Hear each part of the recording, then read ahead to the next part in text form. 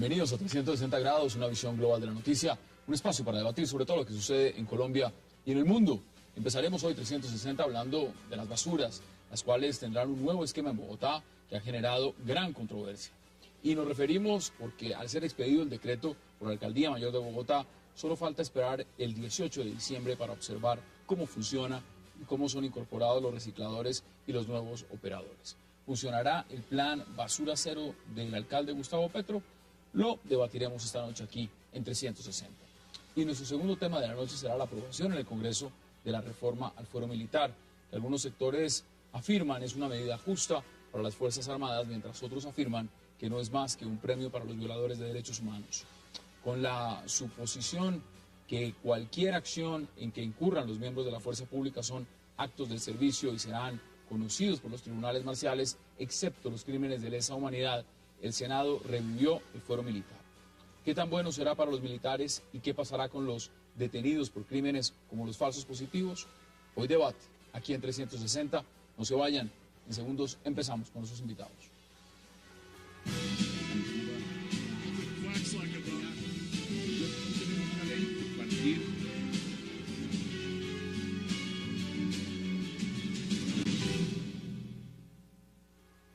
Y vamos de inmediato al debate acerca de este nuevo esquema de basuras en Bogotá, un tema muy puntual, un tema que hemos debatido en diferentes oportunidades en esta mesa, pero que ahora cada vez se pone más caliente. Y para eso le damos la bienvenida a los concejales Yesid García y Juan Carlos Flores.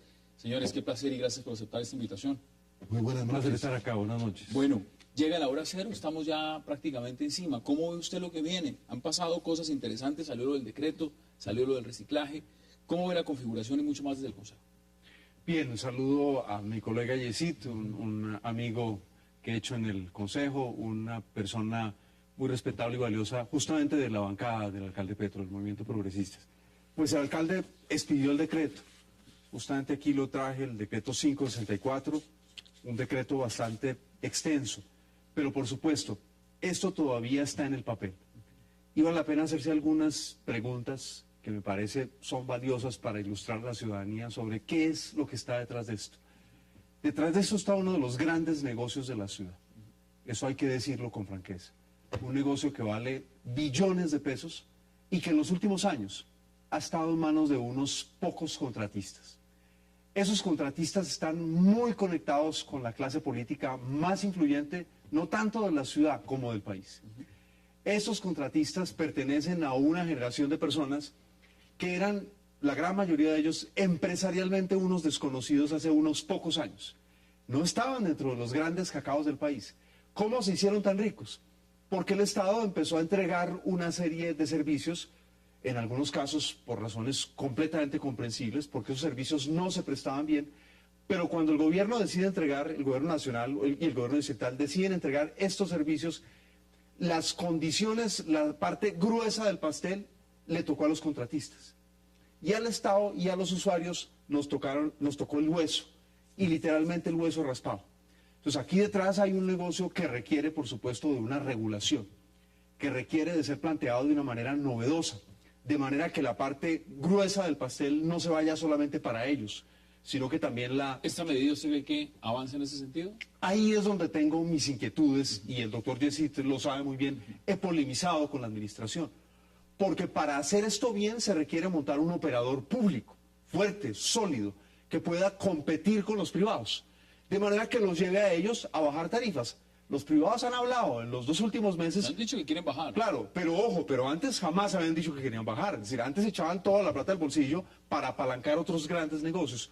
Mi crítica al alcalde Petro está en que no preparó bien este proceso. Esa es mi crítica. Ya estamos en la fecha. Ahora, Sí, ¿cómo lo ve usted? Porque la fecha es el 18. Sí, estamos pero yo a 12. antes que nada saludarlo a usted y a Juan Carlos y plantear. Yo puedo suscribir plenamente la intervención de Juan Carlos. La comparto. Hay que mirar unos antecedentes. Este es un negocio que le deja a los operadores privados en Bogotá, se calcula, 7.000 millones de pesos libres mensualmente. Este es un negocio que no tiene en cuenta el reciclaje, no tiene en cuenta los recicladores.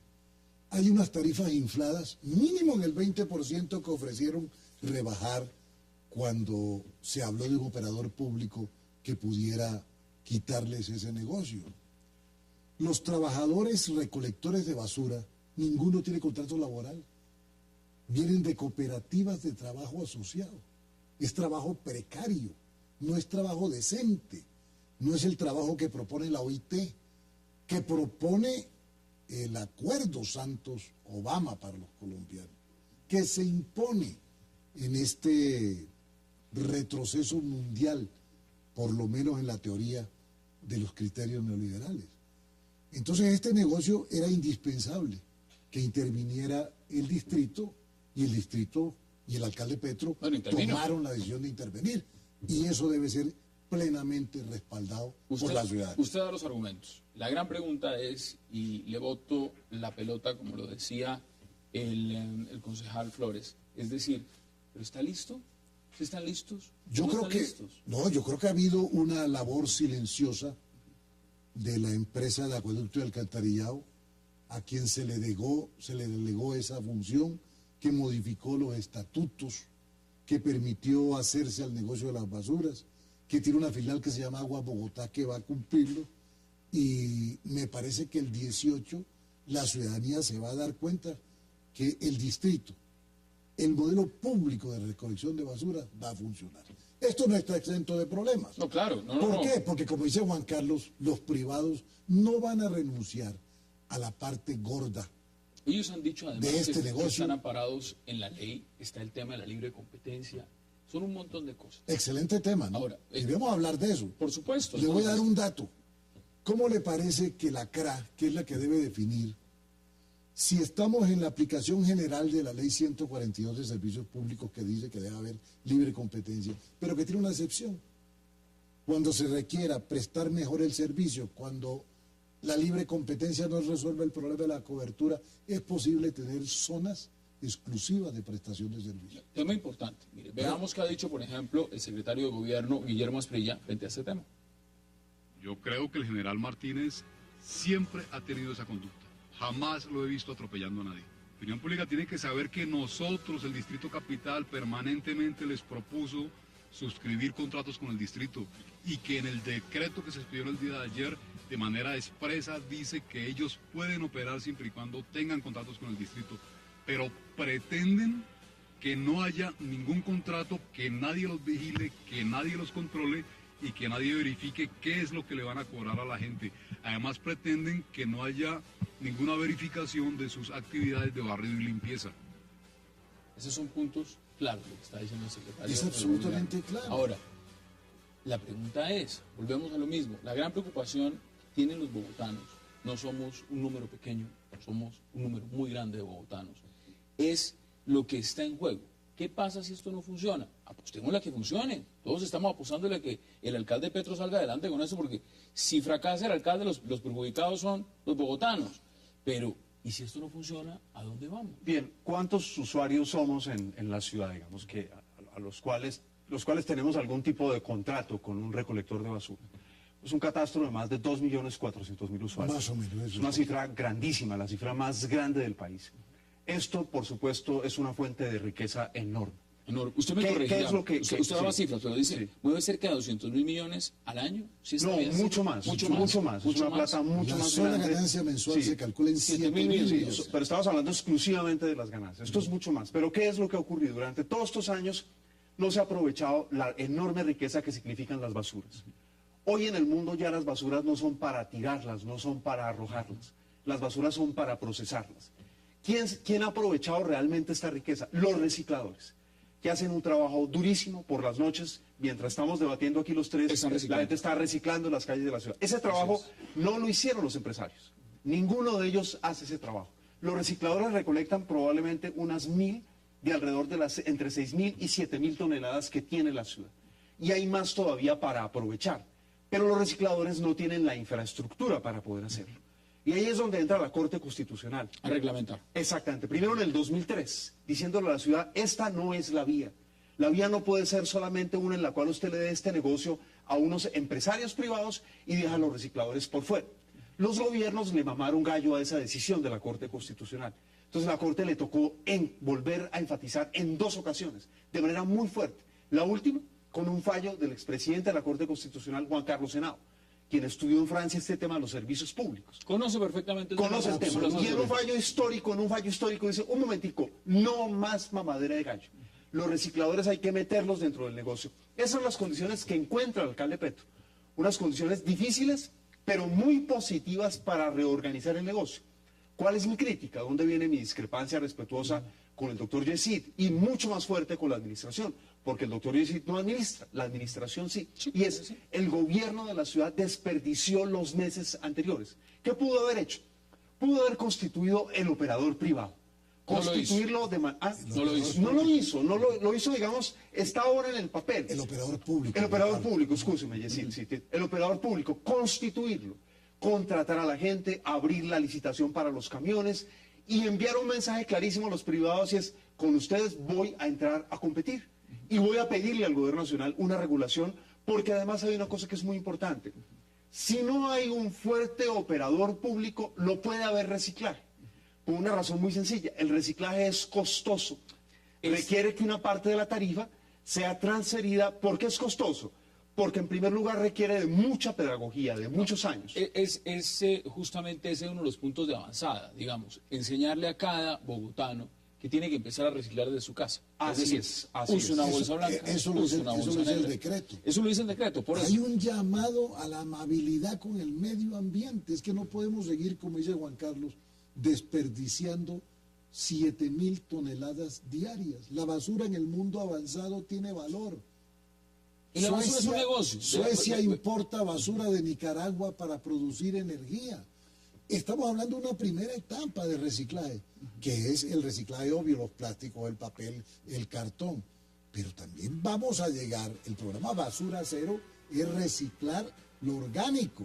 Lo orgánico puede ser una fuente de energía limpia. Todos temas importantes que vamos a seguir debatiendo. Vamos a hacer nuestra primera pausa y ya regresamos para seguir hablando de lo que significa este plan Basura Cero, que hemos debatido en oportunidades, pero queremos enfocarlo más allá porque la fecha límite está muy cerca, es el 18 de diciembre. No se vayan, ya regresamos.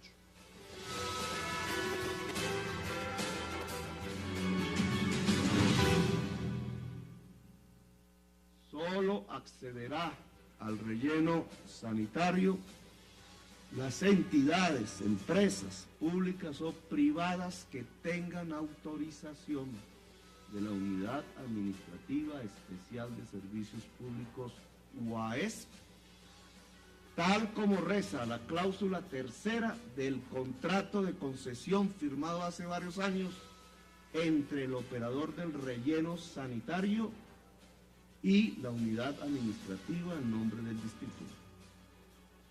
Cualquier violación de esa cláusula y de ese artículo la entenderemos como incumplimiento unilateral del contrato.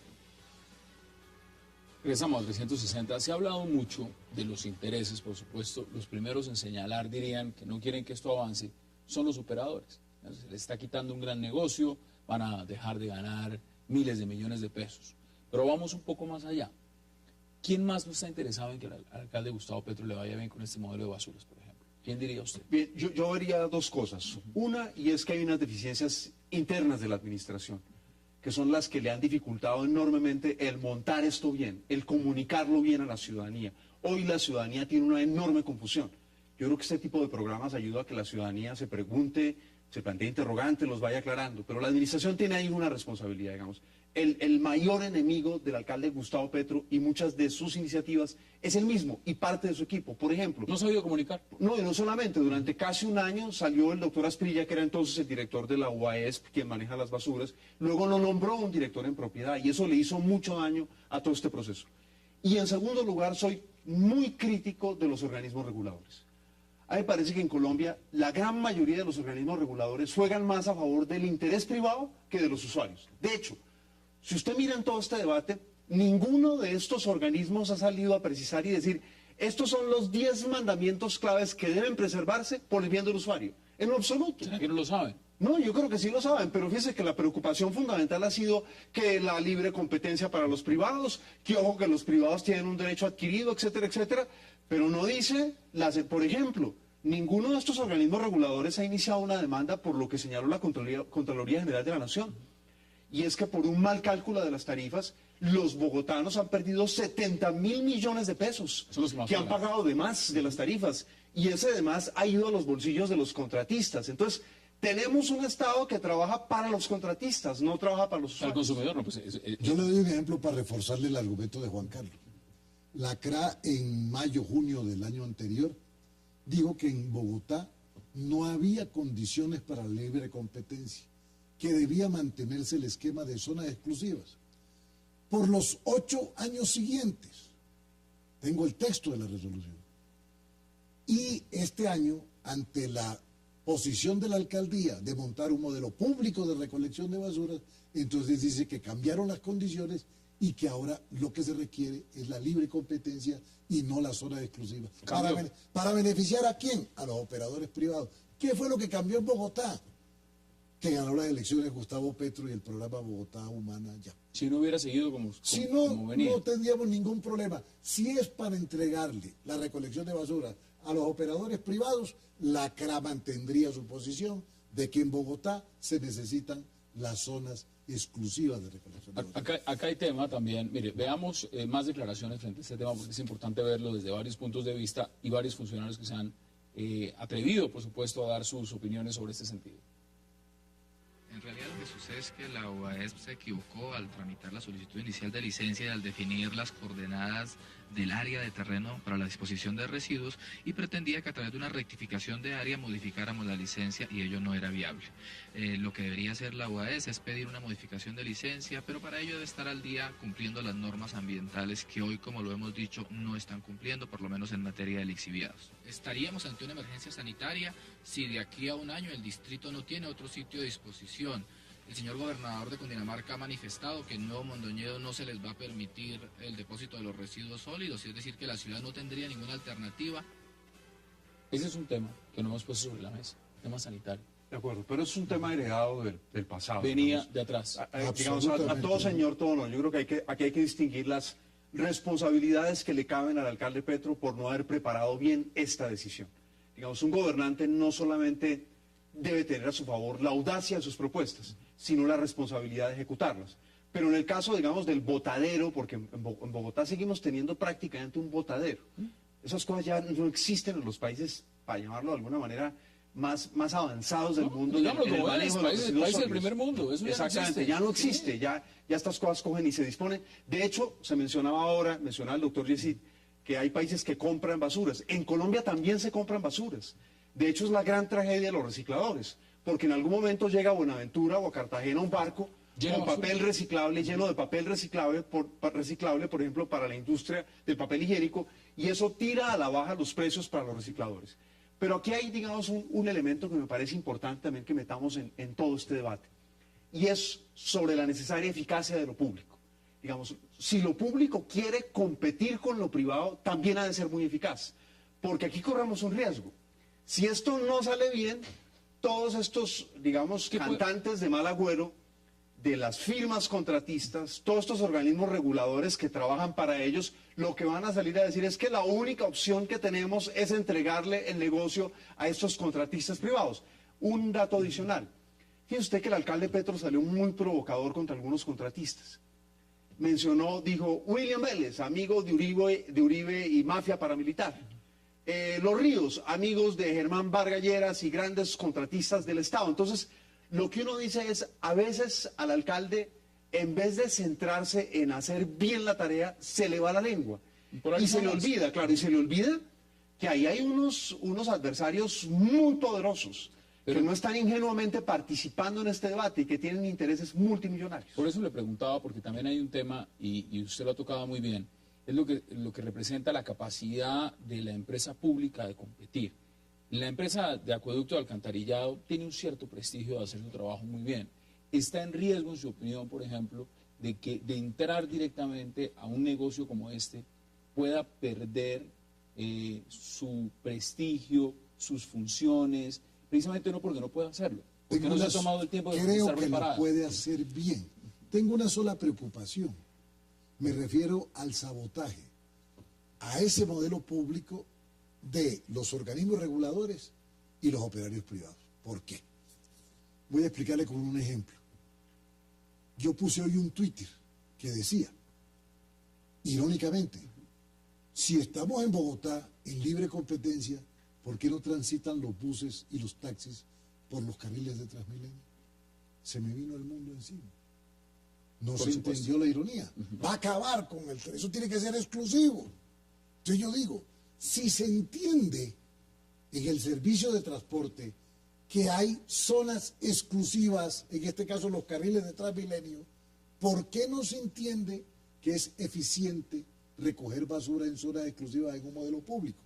Porque si el 18 vamos a tener una pelea por la basura entre recolectores privados y recolectores del modelo público, no hay forma de que se recoja la basura y entraremos en emergencia.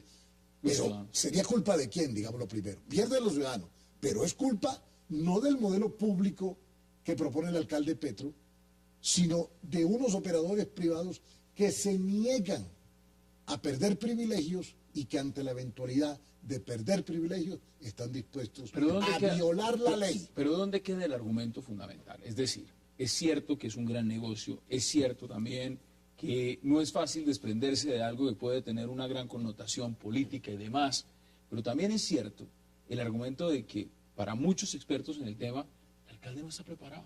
Es decir, el plan de basura cero todavía no está Pero es que matizado. El alcalde no va a recoger las basuras, las va a recoger un operador público que tiene ya montada la infraestructura, los operarios, que tendrá un periodo de ensamble, que tendrá un periodo de perfeccionamiento.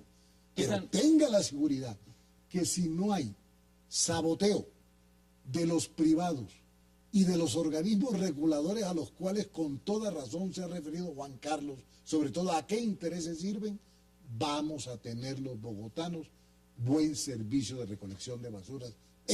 Sabemos que está el tema de una revocatoria, que las revocatorias se las tratan de hacer a todos y eso realmente no ha sido efectivo la primera.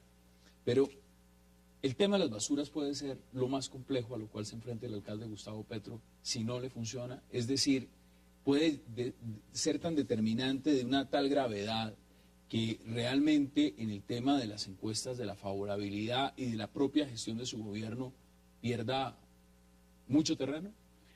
Sorprendentemente sí, aunque ese no era la preocupación fundamental de los bogotanos.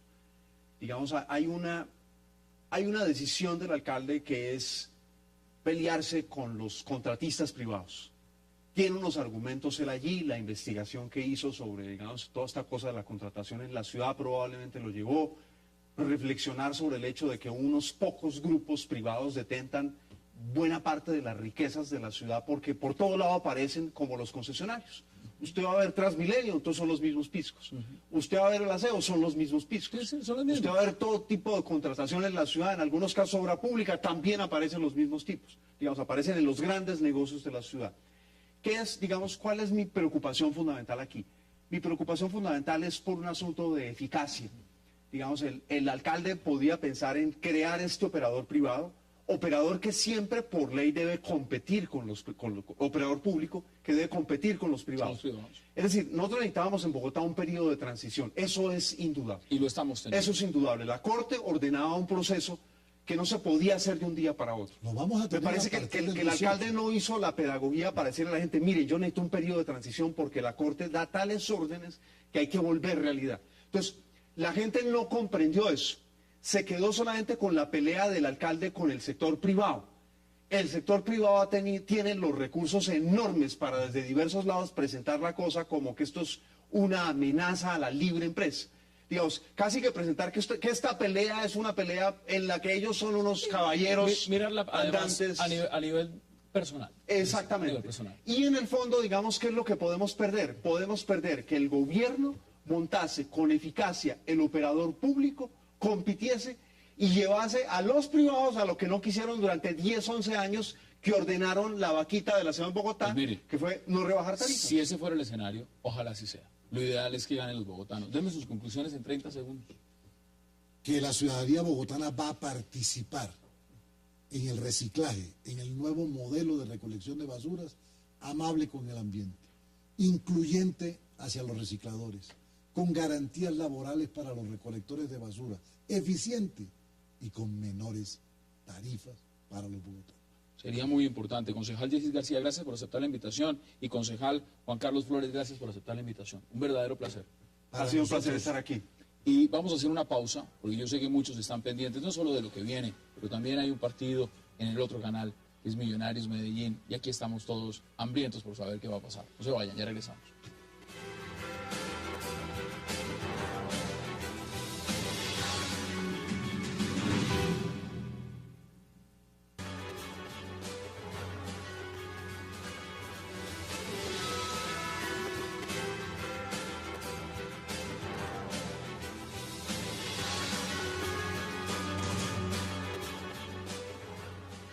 Regresamos a 360 grados y por supuesto vamos a hablar ahora de uno de los temas puntuales que sucedió el día de ayer.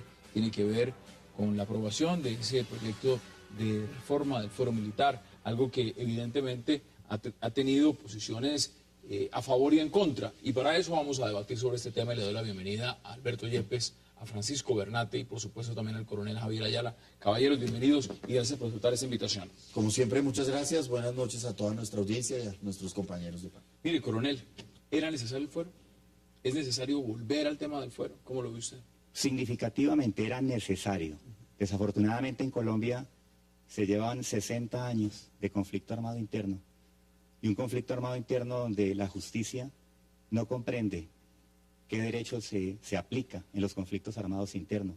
Se desconoce el derecho internacional humanitario, se desconoce el derecho operacional. Se llegó a un estado de cosas de inseguridad jurídica para los miembros de las fuerzas militares que generó en contra de la seguridad de la población y del pueblo colombiano. Entonces la reforma a la justicia penal militar se justifica en este momento como un fortalecimiento para la seguridad de los colombianos, no para buscar impunidad. Ese es un discurso que hay que criticar. Lo vamos a debatir, pero hay que entender que los colombianos necesitan unas fuerzas militares que les garanticen su seguridad, su soberanía. ¿Usted está de acuerdo, Alberto? No, en absoluto. En la reforma, como han dicho múltiples organismos de Naciones Unidas y de la Comisión Interamericana de Derechos Humanos, en absoluto no era necesaria. Como estaba consagrado el fuero militar en la Constitución que viene en la redacción desde 1886, se han venido tramitando todos los conflictos por más de 100 años.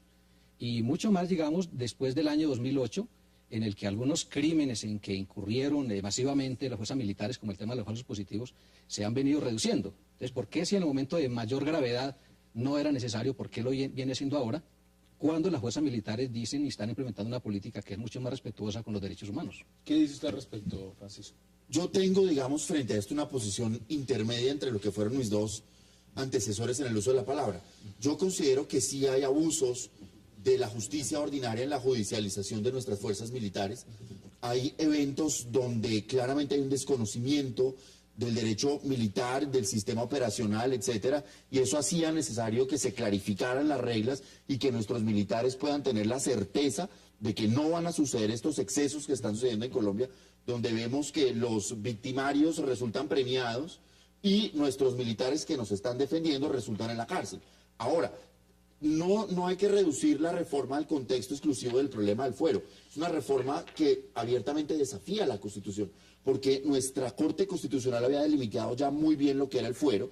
Nuestra Carta Constitucional trae un sistema de equilibrios en cuanto a quién definía este tipo de problemas. Aquí, Hassan, yo no sé si los colombianos se han dado cuenta, pero la burocracia que aquí se crea un tribunal nuevo con 8 magistrados. Desde Roma se dice que los cuerpos colegiados tienen que ser siempre impares para que no vaya a haber, para que el disenso se pueda resolver. Aquí los hacen de 8. Son 8. Yo no tengo ni idea cómo van a hacer. Ponen a la Corte Constitucional con funciones electorales cuando nunca las tuvo. Y mira el daño que produjo el que nuestros jueces estén tomando funciones electorales. Adicionalmente, este tribunal tiene una serie de facultades, puede orar como juez de control de garantías, puede controlar la acusación. O sea, se ve un temor hacia la función propia de nuestros jueces por demás. Crea un sistema penal de policía.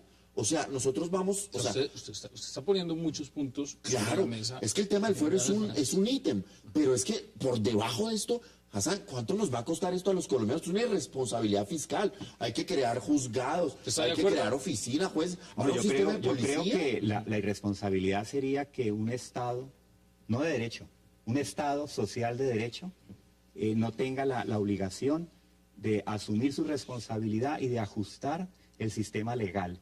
Acá, este debate inicia apenas.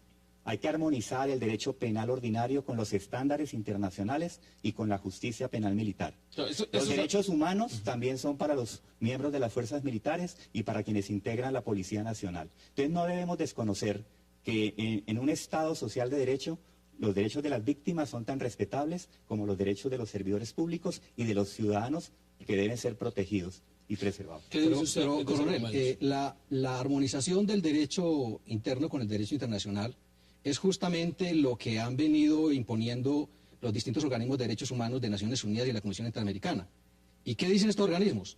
Que las violaciones de derechos humanos o los crímenes de guerra no son competencia de la justicia penal militar. Ahora justamente lo que se hace es prescindir del derecho de los derechos humanos para investigar la conducta de los militares. Y aplicar únicamente normas de derechos humanitarios. Yo creo que esa es una lectura realmente restringida. La lectura es más amplia. Acá hay que entender de que en el conflicto armado interno o en cualquier conflicto armado internacional, el derecho aplicable en términos de la guerra es el derecho internacional humanitario. Y frente al derecho internacional humanitario, los militares tienen la responsabilidad de unos principios de distinción, proporcionalidad, precaución en el ataque, humanidad. Deben atacar exclusivamente a objetivos militares. Y frente a esos ataques, el uso de la fuerza tiene que ser legal y legítimo. ¿Los están teniendo? ¿Se han usado de esa manera como usted lo plantea? Durante el desarrollo de este conflicto armado, durante 60 años, la mayoría de los miembros de las fuerzas militares han sido respetuosas de la Constitución. Indudablemente. Y quienes han cometido errores tienen que ser investigados, tienen que ser condenados en su momento. Ahí voy porque hay que separar esos temas. Lo que se está mirando, y lo mencionaba, por ejemplo, el primer argumento que usaba Alberto, es el tema de los falsos positivos. Hay excepciones, hay casos dramáticos, hay casos donde se ha despojado de todo tipo de humanismo el tema de lo que deben representar realmente las fuerzas del orden público. Pero podemos generalizar, es el grave error de lo que se ha cometido. Se ha generalizado con el tema de falsos positivos como si fuera todas las fuerzas militares. Primero se ha generalizado y segundo se ha hecho de esta excepción un escenario para atacar a nuestras fuerzas militares, pero ¿por qué no se ven las cosas positivas también? O sea, claramente dentro de toda institución hay, como se llama vulgarmente, manzanas podridas, pero eso no es la regla general y eso ha tenido un tratamiento correcto. Han sido judicializados por la justicia ordinaria. Es que ya hay una estructura que viene desde mucho antes de la Constitución del 86. ¿Cuántos militares han muerto? Claro. ¿Cuántos han perdido extremidades por minas? ¿Cuántos han tenido que, por enfrentar justamente a los subversivos, a las guerrillas, a las organizaciones terroristas, han tenido que poner el pecho bajo unas garantías que muchas veces no tienen? Es decir, se lo pregunto, Alberto, porque hay un gran mecanismo bajo el cual seguían muchos críticos del tema del fuero militar, y es lo que dicen varias organizaciones no gubernamentales, por ejemplo Human Rights Watch, lo que ha dicho el señor Vivanco. ¿Cómo ves esas declaraciones? Pues lo que hemos visto justamente es que el problema de las ejecuciones extrajudiciales o los crímenes que han cometido militares en desarrollo de operaciones militares no es una acción en la que uno puede decir están involucrados todos los militares del país. Uno puede decir que muchos militares, pudiera decir la mayoría, cumplen su deber con dignidad, con honor, pero sí ha habido casos que demuestran que ha habido crímenes masivos, sistemáticos, generalizados. La propia Fiscalía tiene en este caso más de 1.700 casos que representan más de 3.500 víctimas. Esos no son hechos aislados. Es más, la Corte Penal Internacional, la fiscal de la Corte Penal Internacional acaba de decir hace 2 semanas que hay todos los elementos para demostrar que esto consistía en una política de Estado. Eso es muy grave. Claro, y lo dice la fiscal de la Corte Penal Internacional con un elemento agravante, es que estos casos no han sido judicializados. Hay 1.700 casos, pero la mayor parte de ellos están en preliminares. En menos de un 5% de los casos ha habido sentencias. Y en los casos en que ha habido sentencias no están los altos responsables ahí respondiendo por esos hechos. Por eso es que la Corte Penal Internacional... Pero ahí hay que aclarar 2 cosas.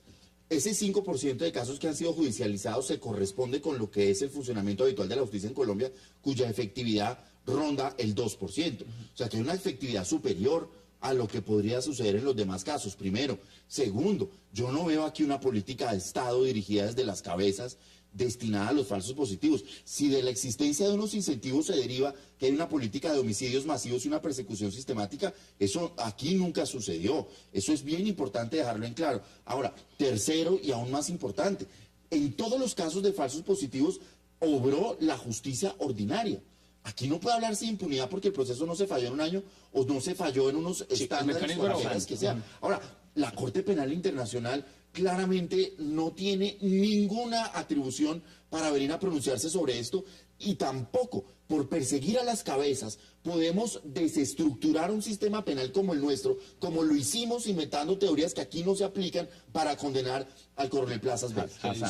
Mire, hay que centrarnos en la justicia y en la reforma a la justicia penal militar, porque lamentablemente la opinión pública internacional no tiene conocimiento exacto de lo que está sucediendo en Colombia.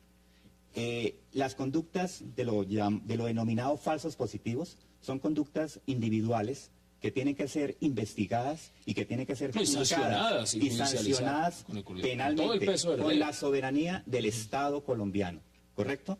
Nosotros consideramos desde la academia, desde la universidad Sergio Arboleda, que este tema de los derechos humanos debe ser un tema objetivo.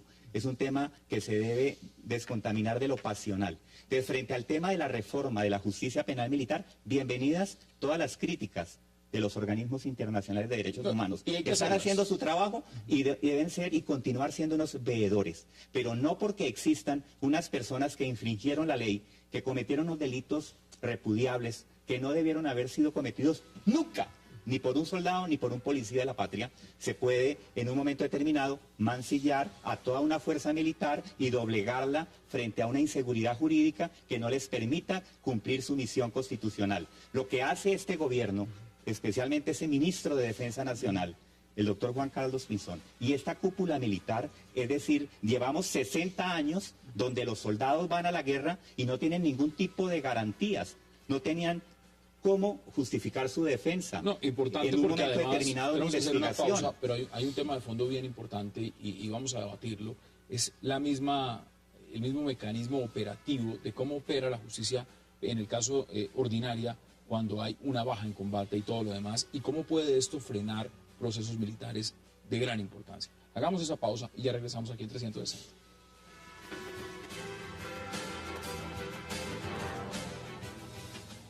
Llegó a Colombia Fonte Celta, el agua mineral más pura.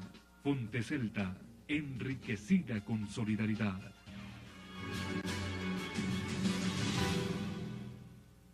El mes de marzo traeremos con mensaje de urgencia una ley estatutaria como enuncia el mismo acto legislativo, así como una ley ordinaria para definir la estructura independiente autónoma de la justicia militar. De modo que toda esta reforma estructural se desarrolle, se dé para bien del país, para tranquilidad del pueblo colombiano, para que se haga justicia y nunca se permita impunidad. La Fiscalía, en coordinación con la justicia militar, irá revisando para ver qué casos pueden pasar de la justicia ordinaria a la militar, pero también qué casos de la justicia militar pueden pasar a la ordinaria. Declaraciones del señor ministro de la Defensa, Juan Carlos Pinzón. Es un gusto darle la bienvenida a esta hora también a Álvaro Villarraga. Álvaro, gracias por aceptar la invitación. Gracias, Hassan, muy amable. Mire, estábamos hablando acá mientras usted llegaba de todo lo que significa este proyecto, este fuero militar. ¿Cómo lo ve usted? Yo lo veo sinceramente innecesario, inconveniente y con aspectos lesivos a las protecciones de derechos humanos. Creo que no es gratuito que precisamente el sistema mundial de derechos humanos en las Naciones Unidas y el sistema regional coincidan junto con las organizaciones de derechos humanos en señalar peligros que se advierten con mucha evidencia. ¿Usted ve impunidad? Se abre allí una base de impunidad. La protección se especifica en 7 delitos, si bien algunos de ellos son delitos complejos, con agravantes, al tenor de la Corte Penal Internacional, hay un margen de delitos posibles en materia de derechos humanos y de derecho internacional humanitario que no vienen a ser cobijados dentro de este núcleo de 7 delitos señalados. Yo creo que era innecesario, Yo tengo una visión distinta, y al contrario de decir que se amplía la justicia penal militar, creo que en esta reforma casi que se restringe, inclusive se da oportunidad en el ámbito constitucional de definir delitos graves como los delitos de lesa humanidad, como el genocidio, como los crímenes sexuales, como todos aquellos que atentan contra los derechos humanos, que no tienen por qué estar nunca en una relación con el servicio, se especifican en un ambiente constitucional, Sí, que a diferencia del artículo que estaba ahorita. En ese sentido yo creo que avanza un poco el fuero en definir qué delitos nunca van a ser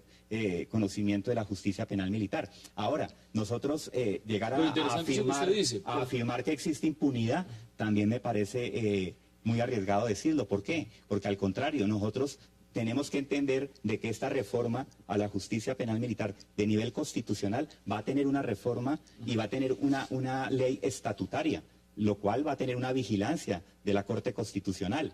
Entonces hay que entender que la justicia penal militar está avanzando sin desconocer que tiene que ajustarse a los estándares de protección a los derechos humanos. Pero no podemos desconocer el derecho. Es una falacia. O sea, el haber consagrado 7 delitos ahí es una falacia. ¿Por qué razón? La mayor parte de esos delitos no están codificados, no están tipificados en la legislación penal.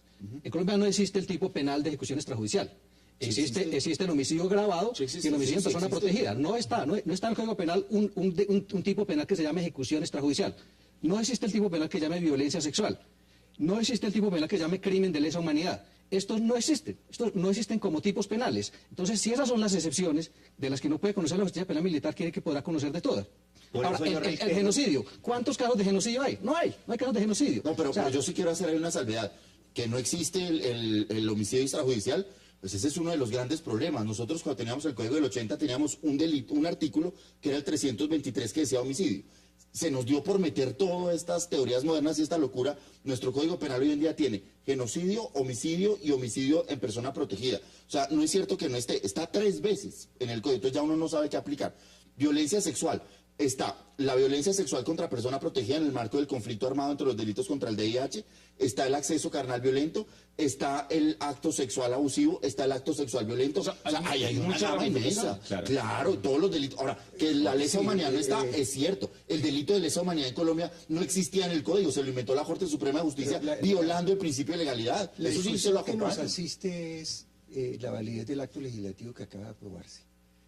Yo insisto en que era innecesario y es altamente. ¿Cuál es el argumento más sólido que usted dice? Vamos a reconocer lo que hay. Hay falencias, yo estoy de acuerdo, pero atengámonos a que hay 31 tipos penales incluidos en el Código Penal actual relativos al VIH. Sí.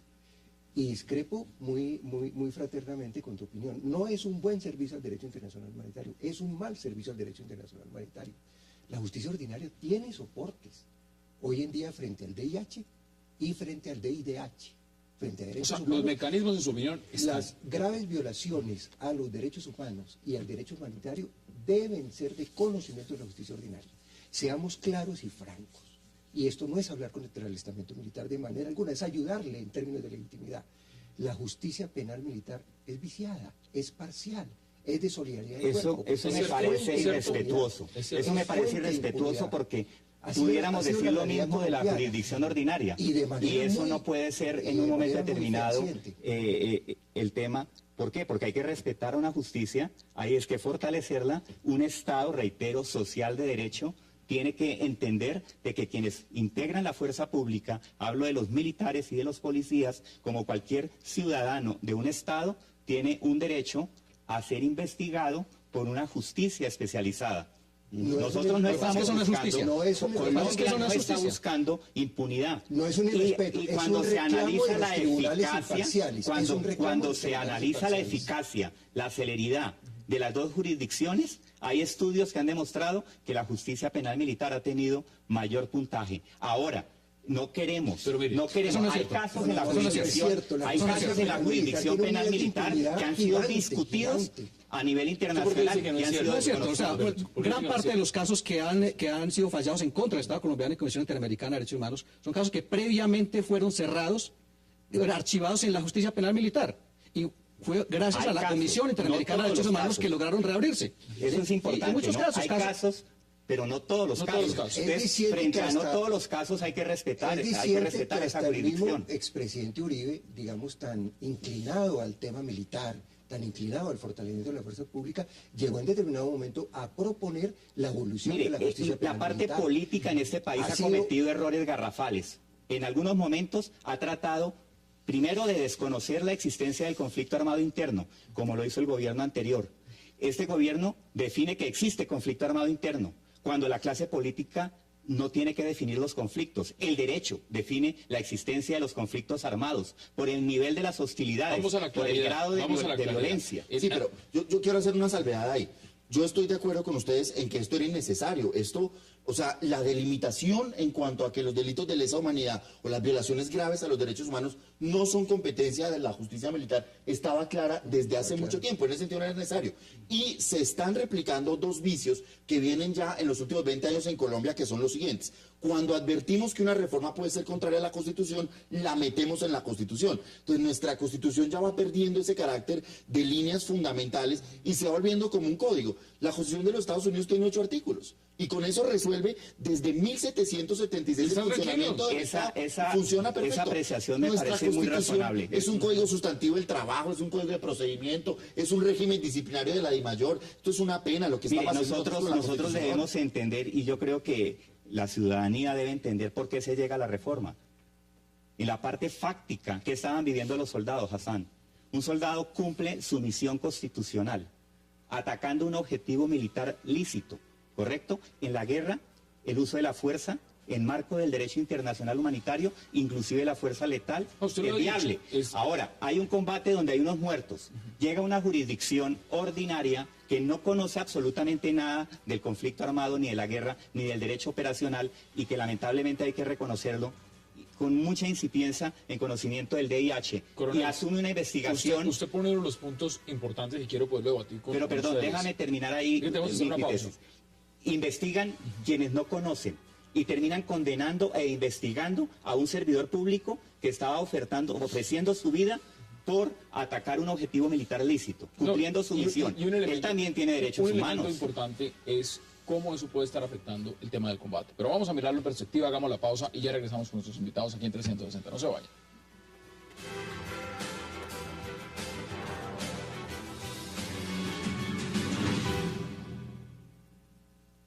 La Fiscalía General de la Nación, en coordinación con la Justicia Penal Militar, contará con un periodo de hasta un año para identificar todos los procesos que se adelantan contra los miembros de la fuerza pública y trasladar a la Justicia Penal Militar aquellos donde no se cumplan los supuestos para la competencia de la jurisdicción ordinaria. Lo que plantea esta modificación, señor presidente, es simplemente que no nos pongamos un plazo fatal de un año al fiscal para verificar todos los casos que tiene a su cargo, porque nos parece que no se puede pecar ni por exceso ni por defecto. Regresamos a 360. Álvaro, usted quería intervenir sobre lo que había dicho el coronel Ayala antes de ir a la pausa. Sí, yo quiero, y con el respeto, y el coronel menciona en propiedad aspectos del derecho internacional humanitario que comparto, pero lo que no comparto es el argumento de que los jueces no tengan la suficiente capacidad e idoneidad para juzgar conductas violatorias del derecho internacional humanitario. Porque es que en esencia las infracciones al DIH son clarísimas, son protección a la vida en torno a una serie de conductas reprobables que van allá más de la confrontación bélica propiamente y se constituyen en graves delitos contra la población inerme, contra los bienes civiles, contra los combatientes puestos fuera de combate. No es cierto que el derecho internacional humanitario no sea de comprensión de los jueces. Con esa lógica necesitaríamos un derecho especial de los médicos, otro de los docentes, otro de los artesanos. No, pueden haber aquí muchas ramas del conocimiento, de la ciencia, de la técnica, de los oficios, dentro de ellos de los militares. Pero el juez tiene clara capacidad, el juez natural, el juez con autonomía, con independencia, frente a su argumento, de hay que le diría ese lo tipo siguiente, de violaciones. Le diría, bueno, listo, el tema de los médicos, el tema de lo demás, pero vayamos a la realidad, vayamos al combate. Ubiquémonos en la selva, ubiquémonos en la oscuridad, ubiquémonos en un momento donde se está combatiendo un objetivo militar. Y en ese momento lo que suena son bombardeos, bombas, minas, y se está en pleno combate. En ese momento puede un juez de la justicia ordinaria conocer lo que significa el combate, lo que significa realmente estar ahí en ese momento, que es muy distinto a lo que puede pasar en un ambiente diferente. Eso, explicarlo, matizarlo, es un argumento válido.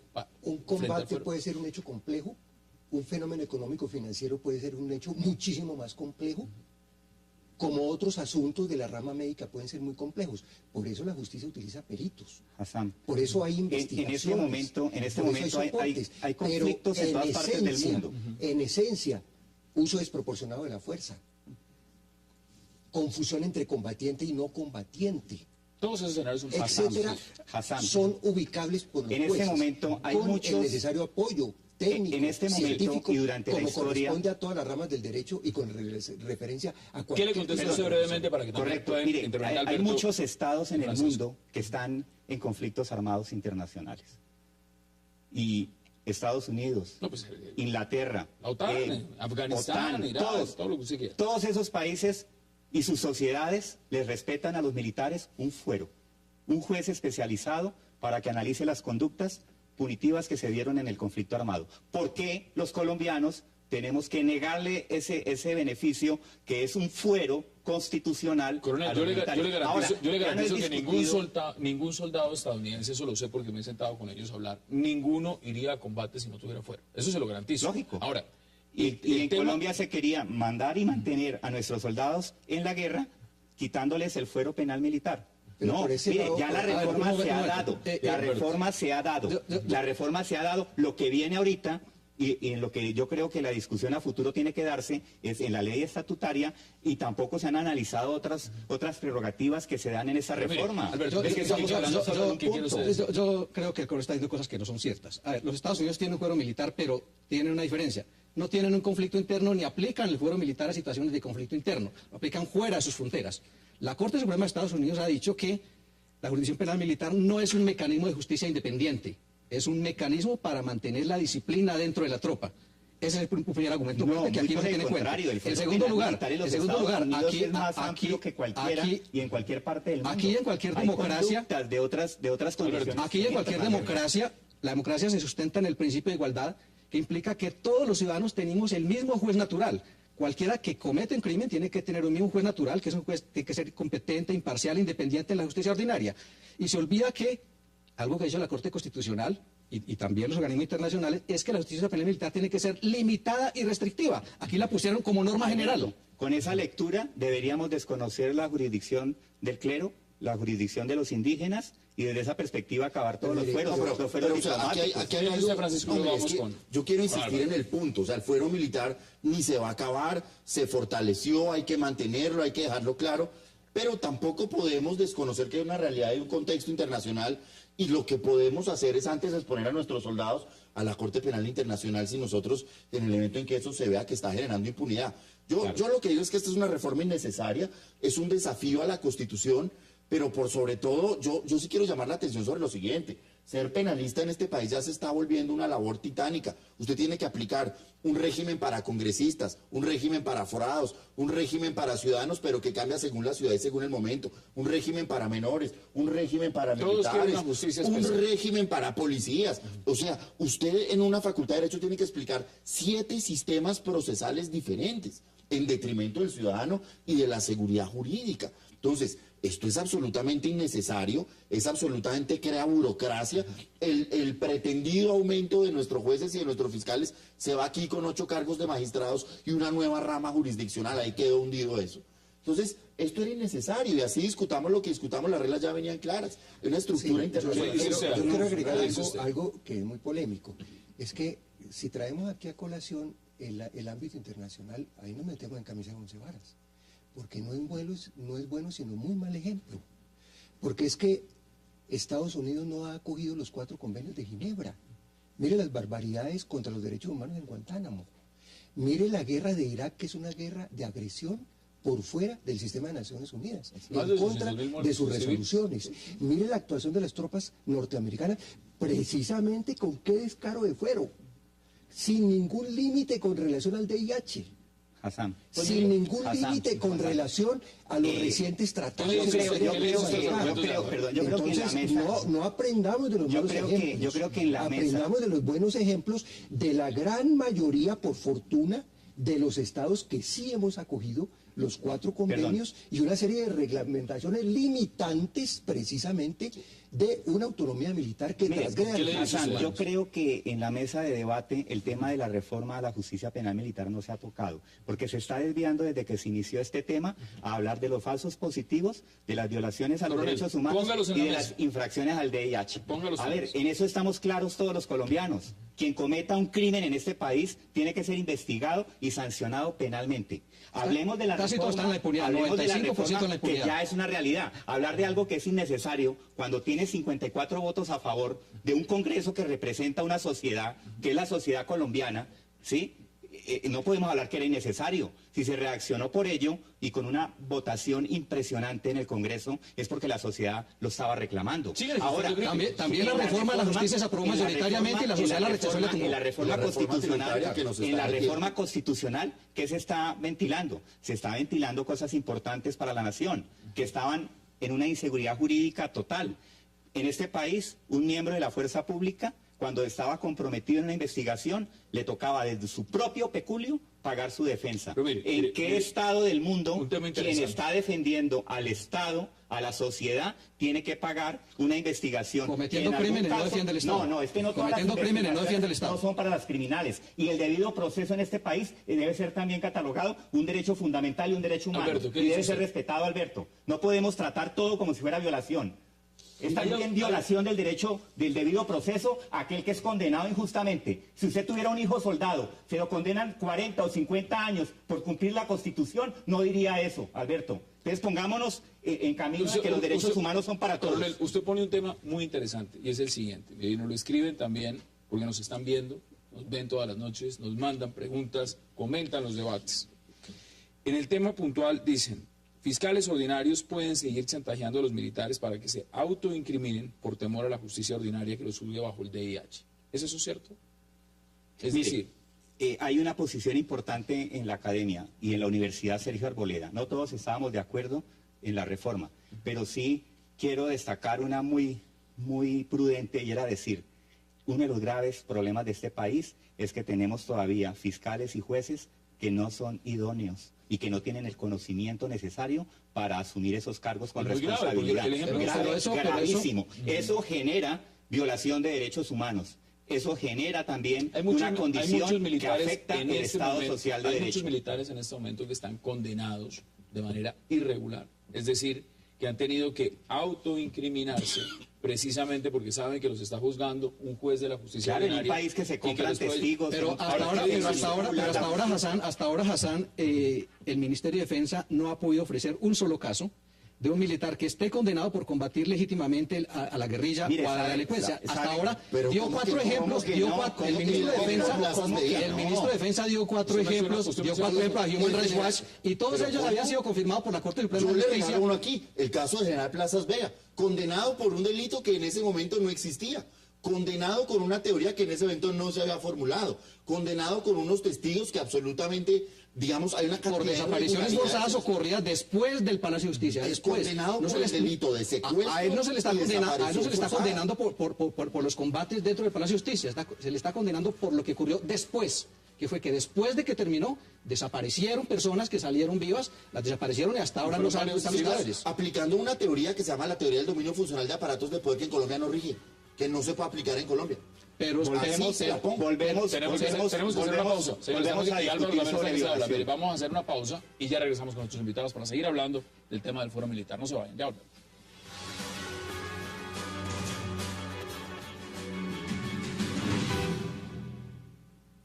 Forma que hoy ha obtenido su 8º debate es una reforma que no solo le da seguridad jurídica a los miembros de la fuerza pública, sino es una seguridad que beneficia a todos los colombianos.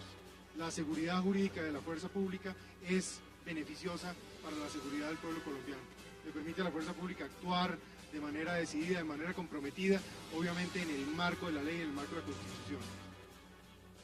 Palabras del señor ministro de la Defensa, Pinzón. Álvaro, tiene la palabra. Mire, muchos militares consideran, nos escriben también, que la jurisdicción ordinaria no es idónea, que son víctimas de esa jurisdicción. Ese es uno de los argumentos más fuertes que han dado. Pero el debate, aquí han puesto sobre la mesa varias aristas.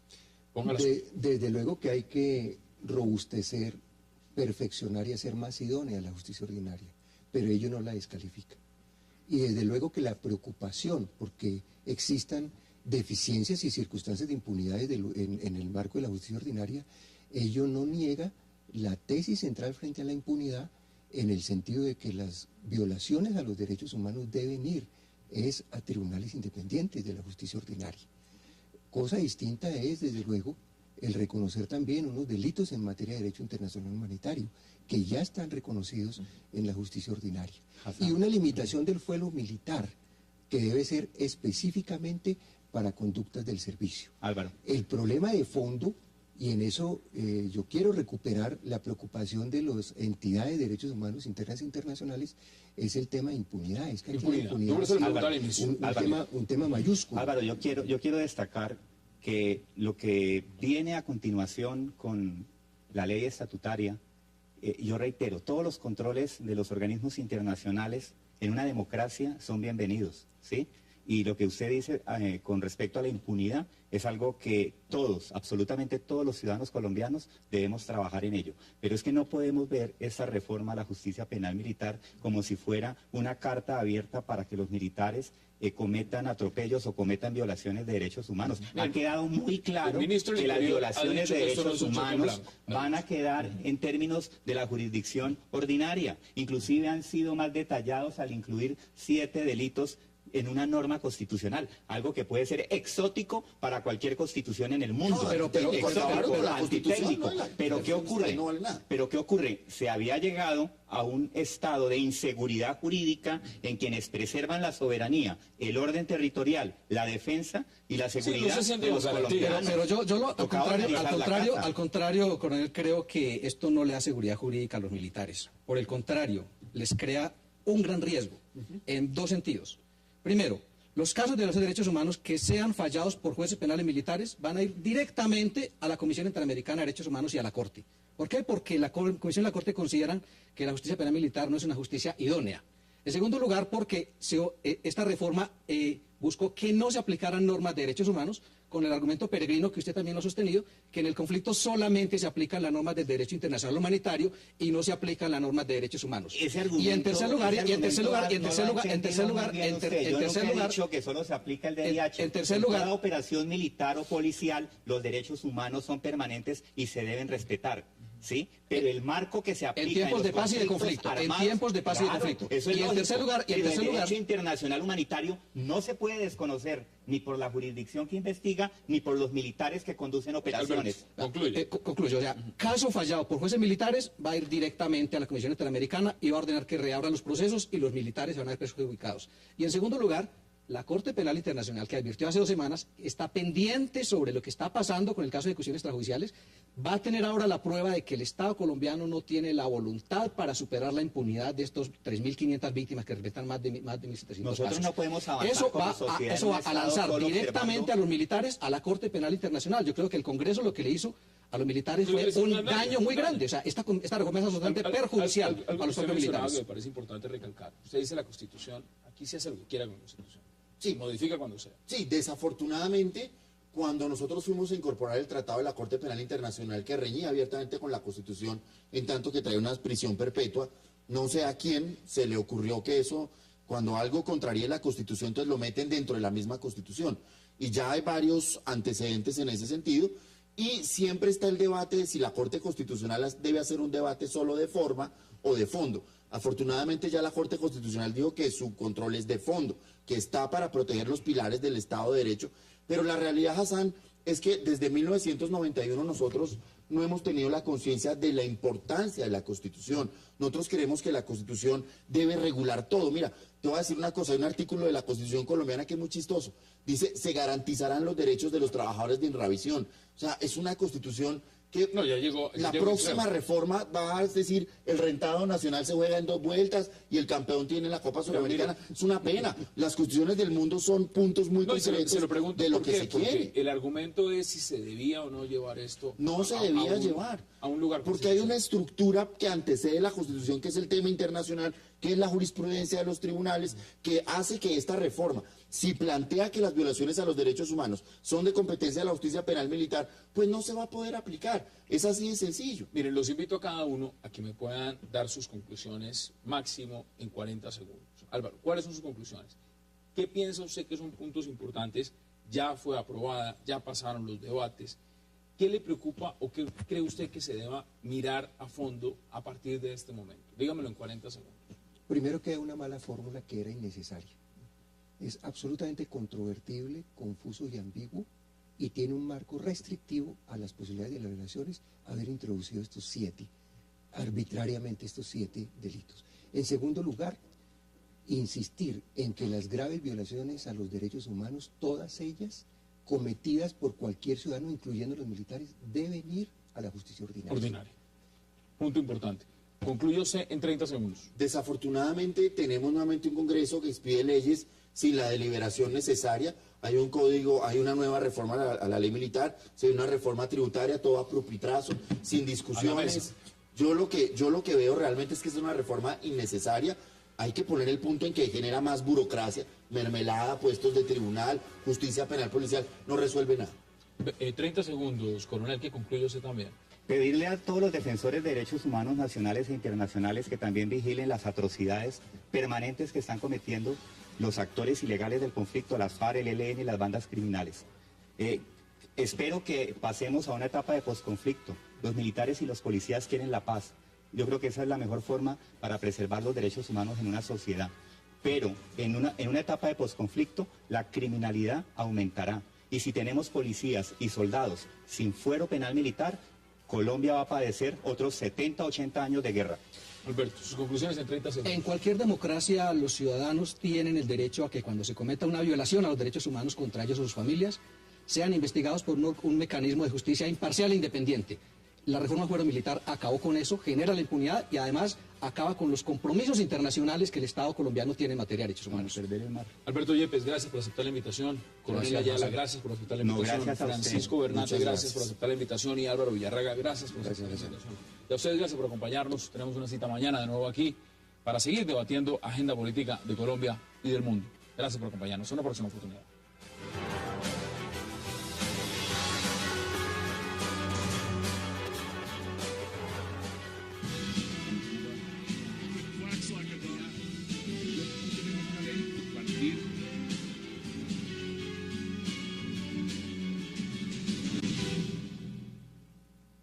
Bajar cuando se habló de un operador público que pudiera quitarles ese negocio. Los trabajadores recolectores de basura, ninguno tiene contrato laboral. Vienen de cooperativas de trabajo asociado. Es trabajo precario, no es trabajo decente, no es el trabajo que propone la OIT, que propone el acuerdo Santos-Obama para los colombianos, que se impone en este retroceso mundial, por lo menos en la teoría de los criterios neoliberales. Entonces este negocio era indispensable que interviniera el distrito, y el distrito y el alcalde Petro tomaron la decisión de intervenir, y eso debe ser plenamente respaldado por la ciudad. Usted da los argumentos. La gran pregunta es, y le boto la pelota, como lo decía el concejal Flores, es decir, ¿pero está listo? ¿Sí están listos? Yo creo que ha habido una labor silenciosa de la empresa de acueducto y alcantarillado, a quien se le delegó esa función, que modificó los estatutos, que permitió hacerse al negocio de las basuras, que tiene una filial que se llama Agua Bogotá que va a cumplirlo, y me parece que el 18 la ciudadanía se va a dar cuenta que el distrito, el modelo público de recolección de basura va a funcionar. Esto no está exento de problemas. No, claro. ¿Por qué? Porque, como dice Juan Carlos, los privados no van a renunciar a la parte gorda Ellos han dicho además de este que negocio. están amparados en la ley, está el tema de la libre competencia, son un montón de cosas. Excelente tema, ¿no? Ahora, debemos hablar de eso. Por supuesto. Le voy a dar entonces, un dato. ¿Cómo le parece que la CRA, que es la que debe definir, si estamos en la aplicación general de la Ley 142 de Servicios Públicos que dice que debe haber libre competencia, pero que tiene una excepción?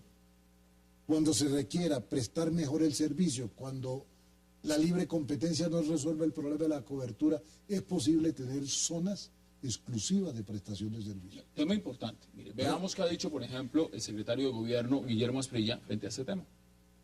Yo creo que el general Martínez siempre ha tenido esa conducta. Jamás lo he visto atropellando a nadie. La opinión pública tiene que saber que nosotros, el Distrito Capital, permanentemente les propuso suscribir contratos con el distrito y que en el decreto...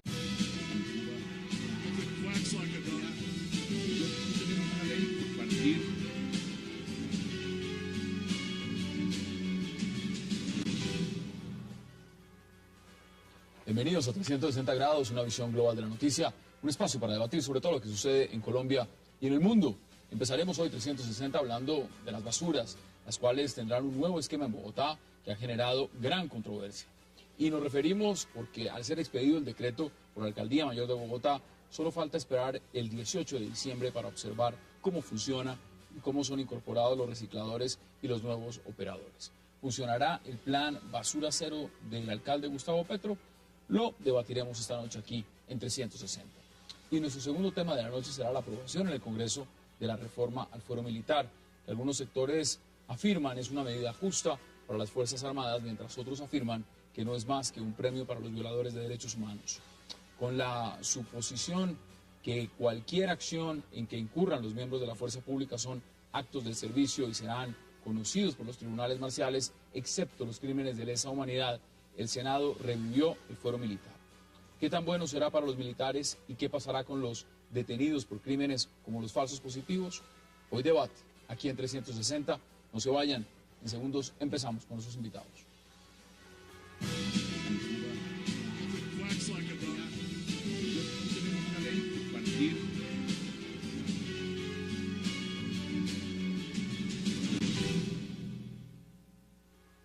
Y vamos de inmediato al debate acerca de este nuevo esquema de basuras en Bogotá, un tema muy puntual, un tema que hemos debatido en diferentes oportunidades en esta mesa, pero que ahora cada vez se pone más caliente. Y para eso le damos la bienvenida a los concejales Yesid García y Juan Carlos Flores.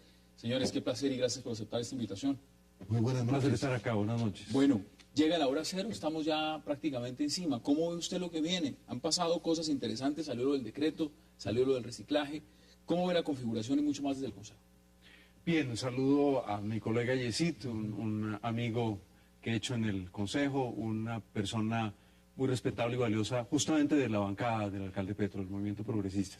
Pues el alcalde expidió el decreto, justamente aquí lo traje, el decreto 564, un decreto bastante extenso, pero por supuesto, esto todavía está en el papel. Y vale la pena hacerse algunas preguntas que me parece son valiosas para ilustrar a la ciudadanía sobre qué es lo que está detrás de esto. Detrás de esto está uno de los grandes negocios de la ciudad. Eso hay que decirlo con franqueza. Un negocio que vale billones de pesos y que en los últimos años ha estado en manos de unos pocos contratistas. Esos contratistas están muy conectados con la clase política más influyente, no tanto de la ciudad como del país. Esos contratistas pertenecen a una generación de personas que eran, la gran mayoría de ellos, empresarialmente unos desconocidos hace unos pocos años. No estaban dentro de los grandes cacaos del país. ¿Cómo se hicieron tan ricos? Porque el Estado empezó a entregar una serie de servicios, en algunos casos por razones completamente comprensibles, porque esos servicios no se prestaban bien, pero cuando el gobierno decide entregar, el gobierno nacional y el gobierno distrital deciden entregar estos servicios, las condiciones, la parte gruesa del pastel, le tocó a los contratistas. Y al Estado y a los usuarios nos tocó el hueso, y literalmente el hueso raspado. Entonces aquí detrás hay un negocio que requiere, por supuesto, de una regulación, que requiere de ser planteado de una manera novedosa, de manera que la parte gruesa del pastel no se vaya solamente para ellos, sino que también ¿Esta medida usted ve que avanza en ese sentido? Ahí es donde tengo mis inquietudes, y el doctor Yesid lo sabe muy bien, he polemizado con la administración. porque para hacer esto bien se requiere montar un operador público, fuerte, sólido, que pueda competir con los privados, de manera que los lleve a ellos a bajar tarifas. Los privados han hablado en los 2 últimos meses. Han dicho que quieren bajar. Claro, pero ojo, pero antes jamás habían dicho que querían bajar. Es decir, antes echaban toda la plata del bolsillo para apalancar otros grandes negocios.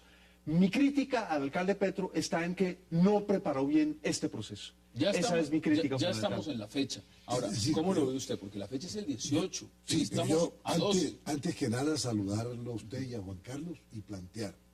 Yo puedo suscribir plenamente la intervención de Juan Carlos. La comparto. Hay que mirar unos antecedentes. Este es un negocio que le deja a los operadores privados en Bogotá, se calcula, 7.000 millones de pesos libres mensualmente. Este es un negocio que no tiene en cuenta el reciclaje, no tiene en cuenta los recicladores. Hay unas tarifas infladas, mínimo en el 20% que ofrecieron. Lo que se expidió el día de ayer, de manera expresa, dice que ellos pueden operar siempre y cuando tengan contratos con el distrito, pero pretenden que no haya ningún contrato, que nadie los vigile, que nadie los controle y que nadie verifique qué es lo que le van a cobrar a la gente. Además pretenden que no haya ninguna verificación de sus actividades de barrido y limpieza. Esos son puntos claros, lo que está diciendo el secretario. Es absolutamente claro. Ahora, la pregunta es, volvemos a lo mismo, la gran preocupación que tienen los bogotanos, no somos un número pequeño, somos un número muy grande de bogotanos, es lo que está en juego. ¿Qué pasa si esto no funciona? Apostemos a que funcione. Todos estamos apostándole a que el alcalde Petro salga adelante con eso, porque si fracasa el alcalde, los perjudicados son los bogotanos. Pero, ¿y si esto no funciona, a dónde vamos? Bien, ¿cuántos usuarios somos en la ciudad, digamos, que a los cuales tenemos algún tipo de contrato con un recolector de basura? Es un catastro de más de 2.400.000 usuarios. Más o menos. Es una cifra grandísima, la cifra más grande del país. Esto, por supuesto, es una fuente de riqueza enorme. Usted me corregirá. ¿Qué es lo que, usted daba cifras, pero dice, mueve cerca de 200.000 millones al año. ¿Sí está bien? Mucho más. Es una plata mucho más grande. La ganancia mensual se calcula en 7.000 millones. Pero estamos hablando exclusivamente de las ganancias. Esto es mucho más. Pero ¿qué es lo que ha ocurrido? Durante todos estos años no se ha aprovechado la enorme riqueza que significan las basuras. Hoy en el mundo ya las basuras no son para tirarlas, no son para arrojarlas. Las basuras son para procesarlas. ¿Quién ha aprovechado realmente esta riqueza? Los recicladores, que hacen un trabajo durísimo por las noches, mientras estamos debatiendo aquí los tres, la gente está reciclando en las calles de la ciudad. Ese trabajo no lo hicieron los empresarios, ninguno de ellos hace ese trabajo. Los recicladores recolectan probablemente unas 1.000 de alrededor de las entre 6.000 y 7.000 toneladas que tiene la ciudad. Y hay más todavía para aprovechar, pero los recicladores no tienen la infraestructura para poder hacerlo. Y ahí es donde entra la Corte Constitucional. A reglamentar. Exactamente. Primero en el 2003, diciéndole a la ciudad, esta no es la vía. La vía no puede ser solamente una en la cual usted le dé este negocio a unos empresarios privados y deja a los recicladores por fuera. Los gobiernos le mamaron gallo a esa decisión de la Corte Constitucional. Entonces la Corte le tocó volver a enfatizar en 2 ocasiones, de manera muy fuerte. La última, con un fallo del expresidente de la Corte Constitucional, Juan Carlos Henao, quien estudió en Francia este tema de los servicios públicos. Conoce perfectamente el tema. Conoce el tema. Y en un fallo histórico dice, un momentico, no más mamadera de gallo. Los recicladores hay que meterlos dentro del negocio. Esas son las condiciones que encuentra el alcalde Petro. Unas condiciones difíciles, pero muy positivas para reorganizar el negocio. ¿Cuál es mi crítica? ¿Dónde viene mi discrepancia respetuosa con el doctor Yesid? Y mucho más fuerte con la administración. Porque el doctor Yesid no administra, la administración sí. Y es el gobierno de la ciudad desperdició los meses anteriores. ¿Qué pudo haber hecho? Pudo haber constituido el operador privado. Constituirlo de manera... No lo hizo. No lo hizo, lo hizo, digamos, está ahora en el papel. El operador público. El operador público, escúcheme, Yesid, sí, el operador público, constituirlo, contratar a la gente, abrir la licitación para los camiones y enviar un mensaje clarísimo a los privados y es, con ustedes voy a entrar a competir. Y voy a pedirle al gobierno nacional una regulación, porque además hay una cosa que es muy importante. Si no hay un fuerte operador público, no puede haber reciclaje. Por una razón muy sencilla, el reciclaje es costoso. Requiere que una parte de la tarifa sea transferida. ¿Por qué es costoso? Porque en primer lugar requiere de mucha pedagogía, de muchos años. Justamente ese es uno de los puntos de avanzada, digamos, enseñarle a cada bogotano que tiene que empezar a reciclar de su casa. Así decir, es, así use una es. bolsa blanca, Eso lo use dice una bolsa el negra. decreto. Eso lo dice el decreto, por eso. Hay un llamado a la amabilidad con el medio ambiente. Es que no podemos seguir, como dice Juan Carlos, desperdiciando 7.000 toneladas diarias. La basura en el mundo avanzado tiene valor. Y la basura es un negocio. Suecia importa basura de Nicaragua para producir energía. Estamos hablando de una primera etapa de reciclaje, que es el reciclaje obvio, los plásticos, el papel, el cartón. Pero también vamos a llegar, el programa Basura Cero es reciclar lo orgánico. Lo orgánico puede ser una fuente de energía limpia. Todos temas importantes que vamos a seguir debatiendo. Vamos a hacer nuestra primera pausa y ya regresamos para seguir hablando de lo que significa este plan Basura Cero, que hemos debatido en oportunidades, pero queremos enfocarlo más allá porque la fecha límite está muy cerca, es el 18 de diciembre. No se vayan, ya regresamos.